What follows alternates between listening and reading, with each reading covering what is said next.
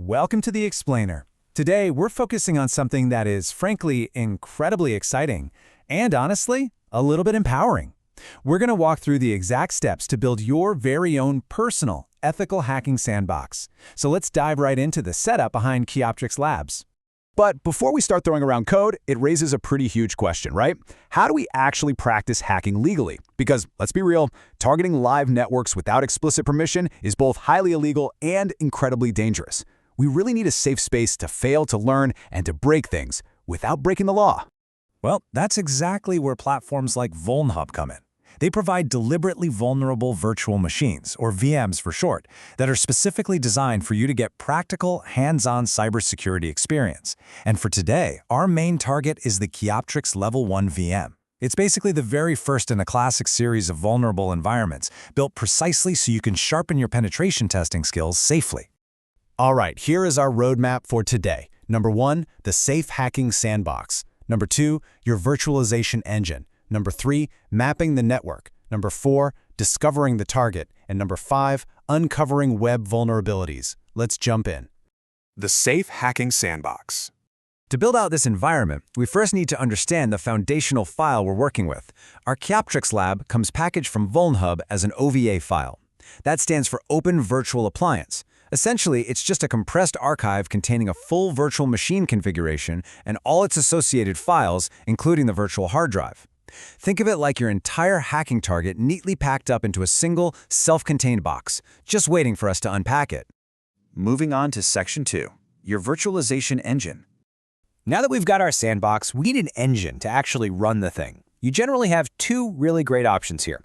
First, there's VMware Workstation Pro, which lets you run multiple operating systems simultaneously and easily manage those VMs. And then there's Oracle VM VirtualBox, serving as a powerful central hub for interacting with and controlling the lifecycle of your virtual environments. And what's interesting here is that it actually doesn't matter which one you choose. Both engines are perfectly capable of importing and hosting our Keyoptrix target. The absolutely crucial point is getting the configuration right before we boot it up. And this takes just 4 precise steps, keeping the settings identical whether you're using VMware or VirtualBox. Step 1. Import that OVA file we just talked about. Step 2. Set the device memory to 256 megabytes. These older, vulnerable machines are super lightweight. They don't need much RAM at all. Step 3. This one is huge. Set your network adapter to NAT so it shares your network connection safely. And finally, Step 4. Click play or start. You'll just let it run until it hits a command prompt asking for a login. Oh, and a fun fact from the lab materials. The default login is John, and the password is 2cows too. But hey, as ethical hackers, we're going to pretend we don't know that yet. Next up, Section 3, mapping the network. So, our engine is humming along, but we literally have no idea where the target lives on our network. Let's start with a really simple network check. By typing the ping command inside a VM, like say pinging a known address such as 8.8.8.8, and then using Control-C to stop it, the terminal output reveals our very first piece of the puzzle. It gives us the virtual machine's own IP address. In this specific lab instance, it shows up as 192.168.152.128. To really understand the broader network layout from the host Windows machine, you can open up the command prompt and type ipconfig/all. This command is fantastic. It gives you comprehensive information about all of your network adapters.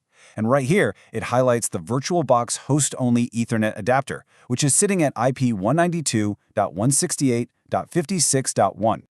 Now, if you went the VMware route for your engine, you're going to want to pay attention to the VMware Network Adapter VMnet 8. Its IP is 192.168.152.1. This is highly relevant to us because this is the specific network space utilized by our Keyoptrix target, which is living somewhere on that exact same 192.168.152.x subnet. All right, knowing the subnet is half the battle. Now, we sweep it. By using a network discovery tool in our Linux terminal, specifically typing netdiscover-r followed by our target subnet 192.168.152.0/24, we can sweep the entire digital neighborhood.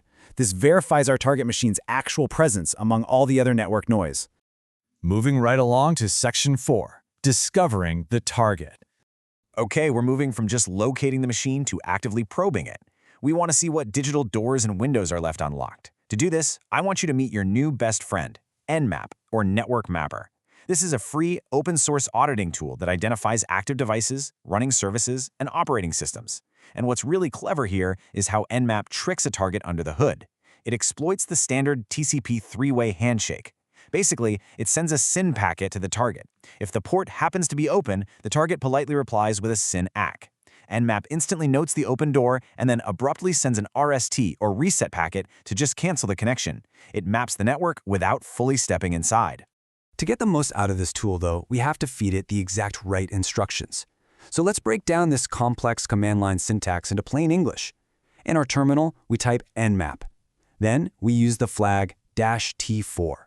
This sets our scanning speed to a brisk level 4. Next, we use -P to tell Nmap to scan all 65,535 possible ports. We are leaving literally no stone unturned here. And finally, the -A flag. That's the aggressive scan. It retrieves detailed version info, OS detection, and it even runs default scripts against the target IP. And wow, here is the payoff of that scan. We immediately see some crucial open ports on the Keyoptrix machine. Port 22 is open for SSH, port 111 for RPC bind, and port 139 for Samba.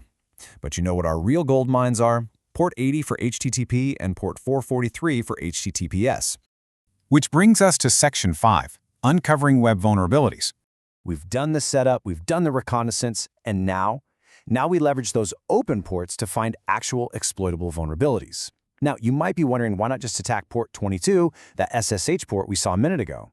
Well, since it's a protocol designed for secure remote access, SSH is generally quite secure and robust. But on the flip side, unencrypted HTTP on port 80 and HTTPS on port 443, those are incredibly common targets for uncovering poor network hygiene. Web servers are just notorious for being misconfigured, left outdated, or simply forgotten by administrators.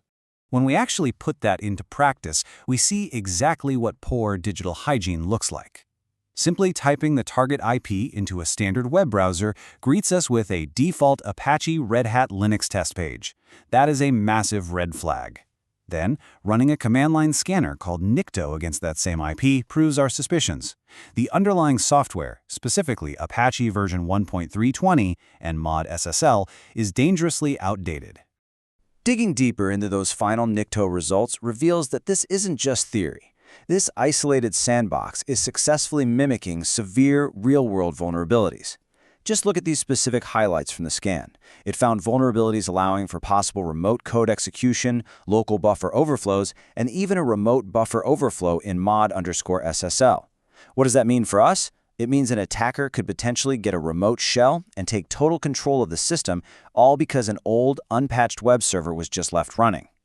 So the absolutely crucial point to take away from this explainer is this. We just built a sandbox. We ran a few simple, standard tools, and we discovered massive, gaping holes just sitting behind a harmless-looking default web page. It kind of forces you to ask, if a simple default test page can reveal this many critical vulnerabilities, what might your own network be hiding right now? Thank you so much for joining me on this setup, and I'll catch you on the next explainer.